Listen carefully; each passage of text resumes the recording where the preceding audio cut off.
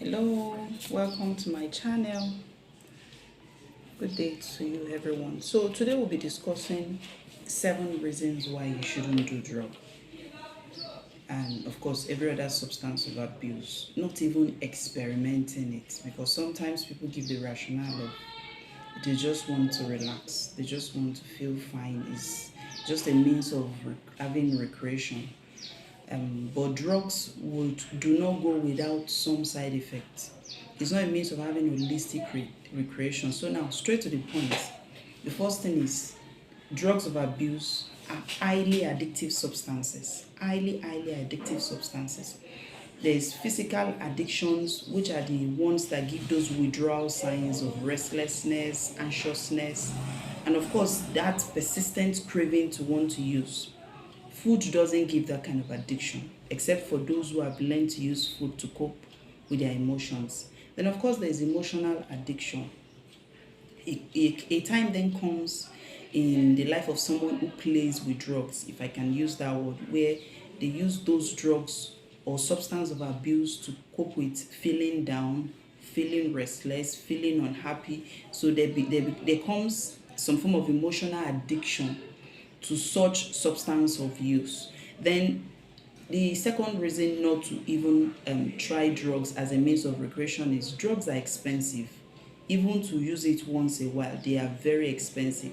The average addict knows how much they spend procuring drug per week. Those are money that could have been put to good use, could have been used as some capital for investments that would have really accrued to a lot of money. So drugs are expensive.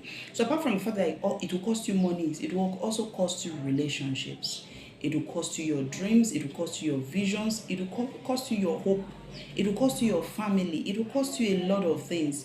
The risk versus benefit of drugs doesn't make sense at all. You stand to lose more than you stand to gain from using drugs. Then the third reason is that drugs will ultimately degrade your health. Don't believe the lie of anybody that marijuana is natural, is like herbs, is like vegetables. That is a lie. Drugs of abuse would ultimately come to destroy your health. Physically, there is risk of injuries to the lung, obstructive pulmonary airway diseases. There is risk of injury to the kidneys and other vital organs. Then it will also affect the mentation, your mental health, if I can use that word. When people use drugs to cope, the dopamine pathway, which is the feel good pathway, if I can use that word, the one that makes you happy for positive achievements in life, that gives you the motivation, the drive to push through a day and achieve a feat. That's the dopamine pathway.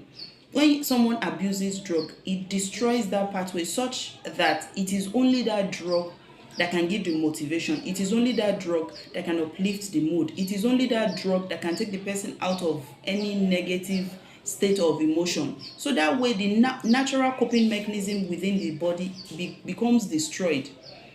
And what is now replacing that coping mechanism will now be the substance of abuse. So it degrades the mental health. Then those who also abuse drugs are at risk of having psychosis. That is the one we call madness. They are at risk of having depression, anxiety, and a couple of other mental health abnormalities. So drugs will degrade your health. The first reason is it increases the chance of accidents.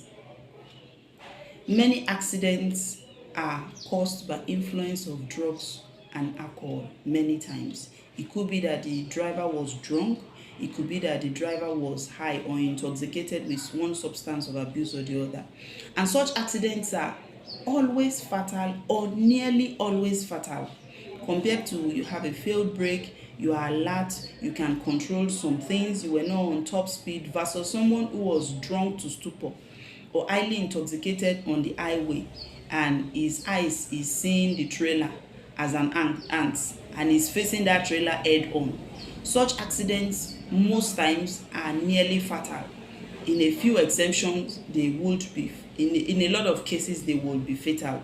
Okay, then the fifth reason is that drugs will squander potentials. I don't know any drug addict that becomes something remarkable in life. Those that we may feel are remarkable, they are not people that we will want to pray to become like. So what's the remarkableness that we're talking about?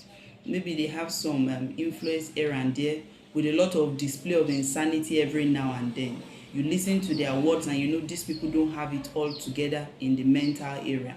So it squanders potential. You have a young brilliant man who would have been the head of a mega corporation and is just there puffing weed, and the entirety of their purpose and destiny gets squandered that way. So drugs has a higher chance of squandering your potential than any positive relaxation it can give you. Then again, drugs can also destroy relationships. No, it will destroy relationships.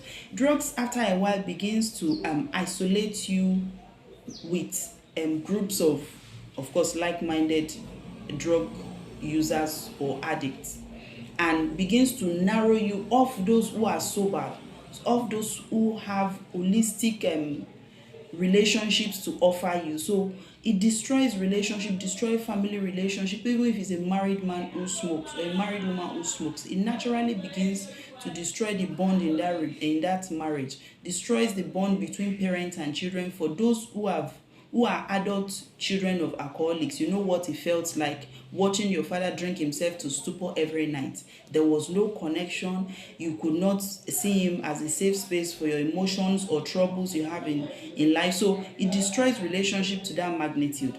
Then there's also risk of overdose. Of course, it stands to reason. Why I say if there's risk of overdose is prescription medications, there's already a dosage that is given to you, and seldom will people decide to overdose intentionally on prescription medications.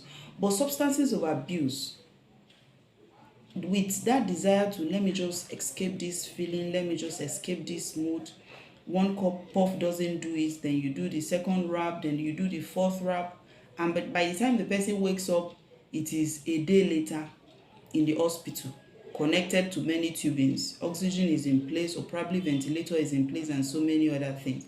I've seen some near fatal overdose, and it grieves my heart to see people put themselves through such pain and through such near death experience. Now these people are not ready to die, but they are playing with death. It doesn't make sense. The risk of overdose is very, very high with substances of abuse. So what's the take home from this? If you want to relax, choose something that is not addicting. Choose something that is not intoxicating. And let it not be on a consistent basis. But for drugs, don't go near them. For substances of abuse, don't go near them. Regardless of any benefit you will get from them, the risk far, far outweighs the benefits. So then, until next time, please stay sober. Thank you very much.